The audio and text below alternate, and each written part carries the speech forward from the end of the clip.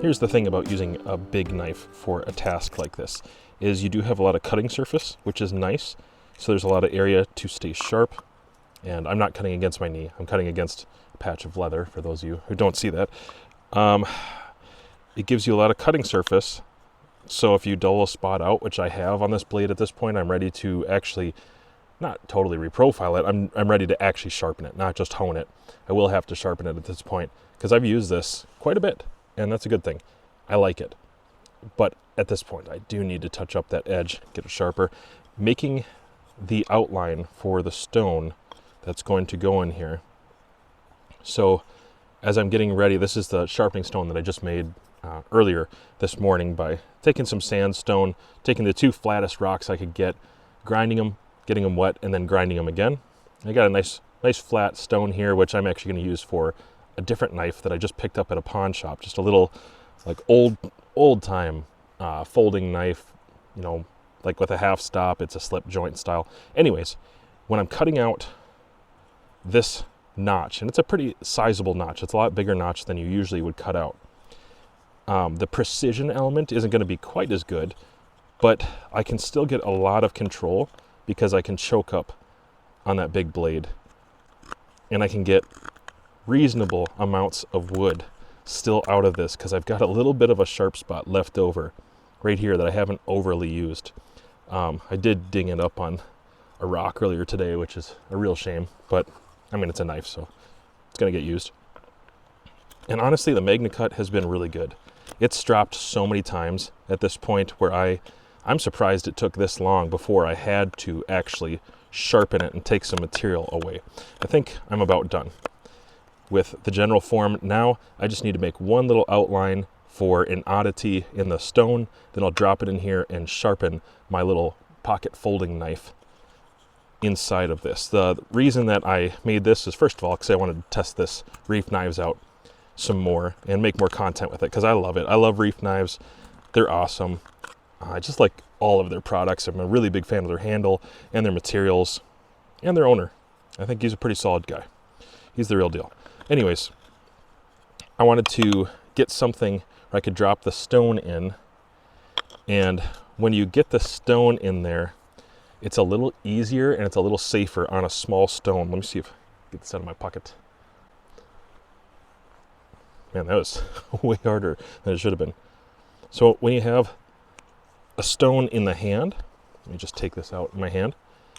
As you're sharpening the blade, here's this little blade. This is from, gosh, who is it? I looked it up when I was in the shop, and it's worth a little bit of money, actually, if it was in mint condition, but it is just it's a Seneca utility, I don't know. It's hard to read that. Whatever it is. There's the stone. And when you're sharpening in your hand, you're just bringing the blade really close to your fingers all the time because it's such a small stone. And it seems like there's a good chance of actually hurting myself doing this too often. I can try to hold it on the bottom, be a little safer. It's no big deal. But for fun, I thought it would be interesting to give myself a little more of a platform, and the idea would be, now I have just more space and I can be a little bit more aggressive with the pattern without fear of cutting myself against this. And actually this is working surprisingly well. It's taking off a decent amount of material. I think I did a good job with getting this stone flat in the first place.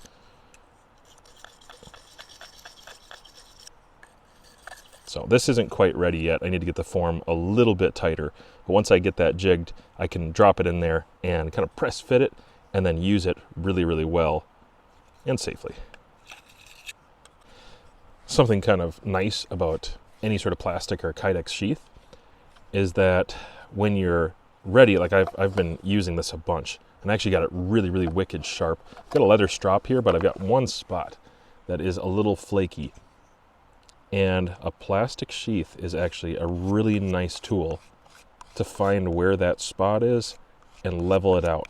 It'll grab a flake and bring it back the right direction a little better than most other materials. You can use wood, you could use cardboard, you could use glass on a window, lots of things you could use. The leather eventually will get there, but this Kydex on the sheath actually provides a nice uniform surface. So that's just one more use for the Kydex sheath, and I can tell it took that burr out of there. It's not cutting the Kydex. Ooh, that worked pretty good. And now I can go to one of the sides. I have a fluffy side and a flat side. No compound, but it is really smooth. And I can do that about 20 times. Not too hard, not too aggressive. But that will get this shaving sharp. In fact, it already is. Oh yeah. Already hair popping sharp. A couple rough spots in there, but it's already hair popping sharp. Off of a stone I picked up off of the ground. Just a nice flat stone.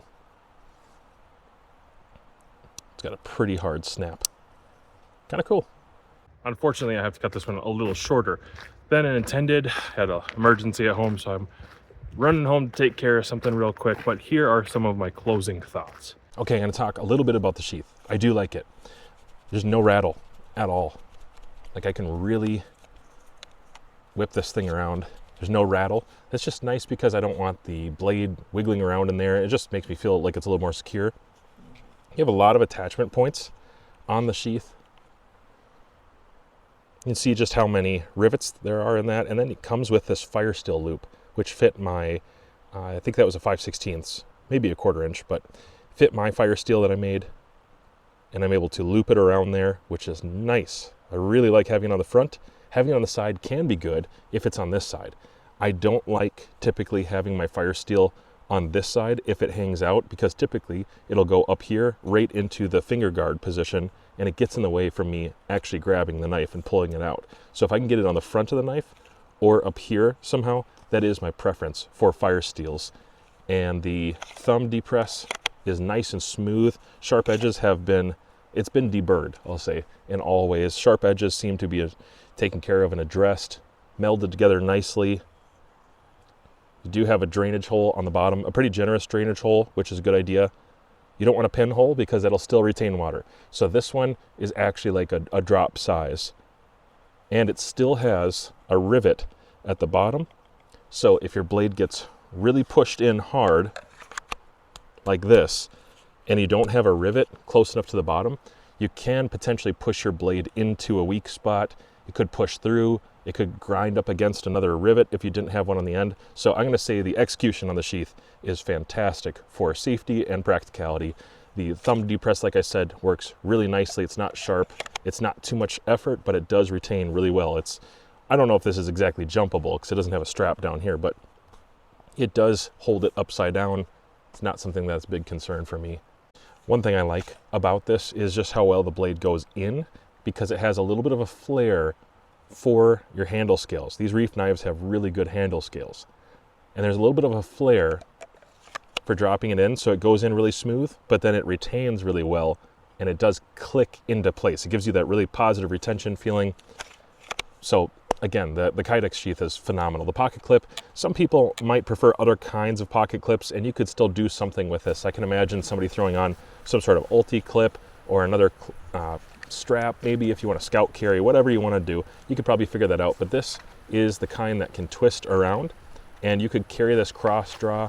You could kind of carry it scout carry if you wanted to in one way or another. This clip has not come off too terribly easy. It's a little bit softer material than the Kydex is. It is flexible, and it goes on and off on my belt without a lot of trouble.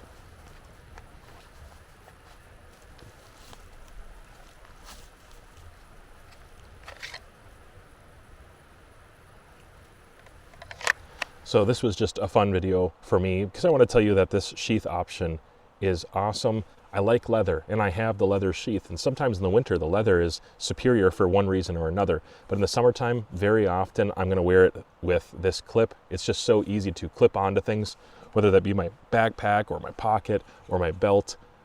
You know, molly gear in general, it works really well with that. So I'm happy to report that this is a good sheath. It makes the blade more usable for me. And if you're looking at an option, I can highly recommend the Kydex option just as much as the leather option. Thank you guys for watching this video. If you like stuff like this, maybe you should watch my actual review of the REIFF knives F6. I have done both the 3V version as well as the MAGNACUT version.